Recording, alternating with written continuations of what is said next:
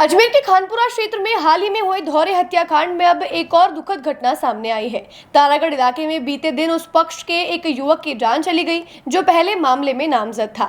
मृतक की पहचान गुलाम उर्फ लापू के रूप में हुई है। जानकारी के अनुसार जब गुलाम तारागढ़ क्षेत्र में अकेले था तब कथित रूप से पहले मामले से जुड़े दूसरे पक्ष के 3 लोगों ने उसे वाहन से टक्कर मार दी। हादसे में गुलाम की मौके पर ही मृत्यु हो गई।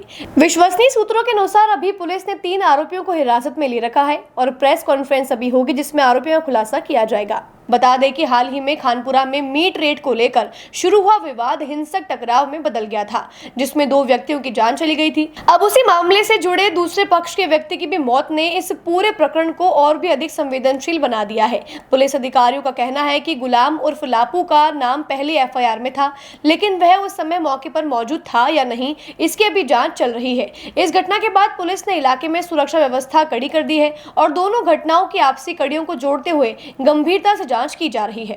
कब पहचान हुई और आज क्या शिकायत आपको मिली है? पूरा घटनाक्रम क्या रहा सर? ये सुबह 6:30 बजे रामगंज थाने पे सूचना मिली कि जेएलएन हॉस्पिटल में मोर्चरी में एक व्यक्ति है जो नग्न अवस्था में, उसका बॉडी मिली थी। अर्लियर रात को एक व्यक्ति, जैसा कि बताया गया है कि नग्न अवस्था में रामगंज रोड की तरफ था और किसी वाहन द्वारा हिट हो जाने की आशंका बताई थी। अभी परिवारजनों ने रिपोर्ट दी है। उस व्यक्ति की अर्लियर पहचान नहीं हो पाई थी, अब उसकी पहचान हुई है, जिसमें उस व्यक्ति का नाम गुलाम उर्फ लापू है और उस व्यक्ति की पहचान होने के बाद परिवारजनों की तरफ से रिपोर्ट दी जा रही, जिसमें उसकी हत्या की आशंका उनके द्वारा जताई जा रही है। इस पर प्रकरण दर्ज किया जा रहा है और आगे कार्रवाई की जा रही है। जो ये घटना थी पूरी के उसी दिन की थी जब डबल मर्डर में इसका क्या रोल है?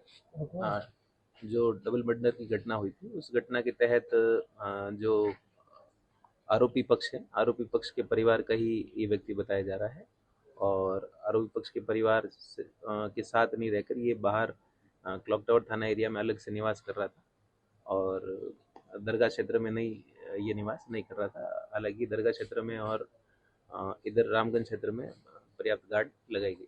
घटना के समय ये उस समय था कि जब जिस दिन घटना, इसके बारे में जांच की जा रही, सीसीटीवी फुटेज का विश्लेषण किया जा रहा है। अभी तक 3 आरोपियों को गिरफ्तार किया गया है और शेष आरोपियों के घरों पे दबिश दी जा रही है। सर एफआईआर में नामजद है ये सर? हाँ, एफआईआर में ये व्यक्ति नामजद है और बताया जा रहा है कि ये नशा करता था और कहीं नर्सिंग होम में भर्ती था और वहीं से ये निकला है और उसके आगे की जो कार्रवाई है वो जारी है और उसमें एफआईआर दर्ज करके इसके बारे में इन्वेस्टिगेशन किया जा रहा है। इसकी बॉडी कहाँ पर मिली थी? इसकी बॉडी रामगंज थाना क्षेत्र में रोड पर मिली। ठीक है। गुलाम नसरुद्दीन पाकू, जो पाकीजा वाली 15 तारीख को जो घटना हुई थी शाम के समय, उस घटना के समय 2 जनों की मृत्यु हो गई थी और उसी रंजिशवश ये रंजिश चली आ रही है। तो सामने वाले जो पक्षकार हैं, जिनके खिलाफ मुकदमा दर्ज हुआ था 15 तारीख को, उन्हीं परिवार के सदस्य थे गुलाम उर्फ नाकू। वो 15 तारीख को शाम को ऑटो रिक्शा में अपने घर चंद्रवरदाय नगर की ओर जा रहे थे और जब वो घर से निकले और चंद्रवरदाय नगर पहुँचे तो वहाँ जाकर एक्सीडेंट करके उनकी हत्या कर दी गई और यह हत्या पूर्णतः रंजिशवश की गई, उसी परिवार के द्वारा की गई है जिनके साथ ये घटनाक्रम 15 तारीख वाला हुआ था।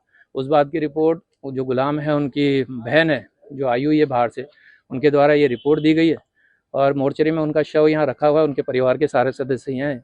तो ये मुकदमा दर्ज करने के लिए 302 में जब तो बीएनएस हो गई है, उसके बाद हत्या का मुकदमा दर्ज करने के लिए रिपोर्ट दी गई। 2 दिन पहले ही डेथ हो गई थी, पुलिस ने जानकारी दी क्योंकि वो शव गृह में लाके बॉडी रखी थी, तब तक कोई पहचान नहीं हो पा रही थी कि किसका शव है, इसलिए बॉडी लाके यहाँ रखी गई थी। जब शव की पहचान की गई तब पता पड़ा कि ये पीड़ित परिवार के शव है और गुलाम जो है उस व्यक्ति की हत्या कर दी गई थी, उसका शव है। परिवार के लोगों को पुलिस वालों ने जानकारी दी, तभी यहाँ मोर्चरी जेएलएन में आए और उनके द्वारा ये रिपोर्ट दी गई। घटना उसी दिन हो गई थी, घटना दे देनी चाहिए थी, लगता है आपको कि पुलिस की लापरवाही रही? नहीं, पुलिस की तो लापरवाही इसमें नहीं कह सकते, क्योंकि पुलिस वालों को जैसी ही जानकारी मिली, क्योंकि जब तक अज्ञात शव था तब तक पुलिस को भी पता नहीं था कि किसका शव है। जब जानकारी मिली तो तुरंत परिवार वालों को इसकी सूचना दी और जब शव प्राथमिक रूप से देखने से पता पड़ता है कि उनके कहीं ना कहीं हत्या की गई है, उनके शव पे कपड़े नहीं थे और चंद्रवरदाय नगर की तरफ ही उनकी बॉडी पाई गई, तो पूरी तरह से शक जाता है कि उस परिवार के द्वारा इनकी हत्या की गई। नामजद दिया है? बिल्कुल नामजद रिपोर्ट दी है। इस्माइल है, इकबाल है और भी जो भी उनके परिवार है, उनके पक्षकार है, मददगार है, उन सब के नामजद रिपोर्ट दी गई। जो नामजद और भी आरोपी हैं क्या शंका है कि और भी कुछ वारदात हो सकती है? बिल्कुल शंका है, क्योंकि जिस तरह की रंजिश हुई है, उस परिवार के 2 व्यक्ति मरे हैं, इस परिवार का 1 व्यक्ति मरा है, और इस तरह का कोई घटनाक्रम भविष्य नहीं हो, तो ये तो प्रशासन को देखना है, पुलिस प्रशासन को देखना है कि कितने सजग रहकर इस समस्या का हल कर पाती है। बहन का नाम क्या है और कहाँ की रहने वाली बहन कुचामन की रहने वाली है और परवीन नाम है उसका, नाम है? आपका नाम? Advocate Sameer Kader.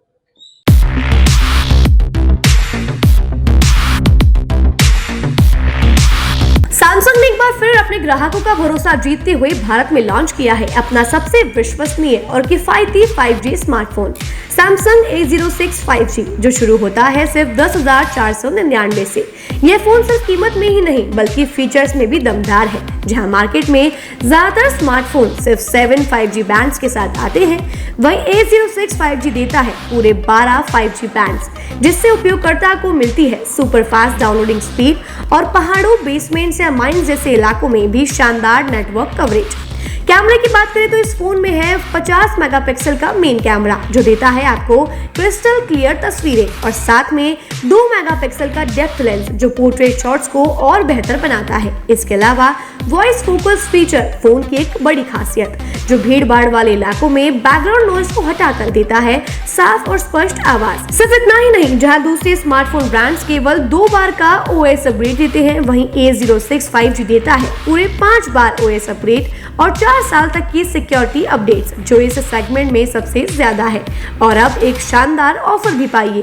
A06 5G के साथ अब बिल्कुल मुफ्त मिल रहा है एक सैमसंग का 25 वॉट का ओरिजिनल चार्जर, जिसकी कीमत है 1399। यह ऑफर उपलब्ध है आपके नजदीकी ऑफलाइन मोबाइल स्टोर पर।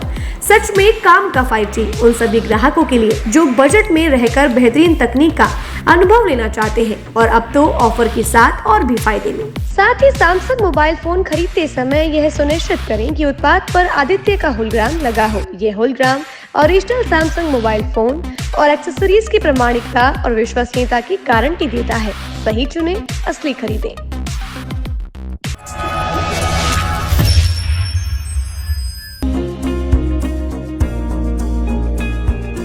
नेशनल स्पोर्ट्स अजमेर, जहां आपको मिलेंगे सभी प्रकार के खेल के ब्रांडेड सामान व खेल के ब्रांडेड कपड़े, जैसे ट्रैक, एसिक्स,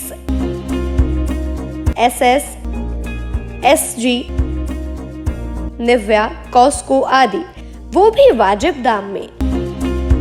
नेशनल स्पोर्ट्स में हम ग्राहक सेवा के उच्चतम स्तर और उच्चतम उत्पाद की पेशकश करने के लिए प्रतिबद्ध हैं। विशेष आकर्षण स्विमिंग कॉस्ट्यूम्स पर खास ऑफर, एक बार अवश्य पधारें। आपकी संतुष्टि हमारा अंतिम लक्ष्य है।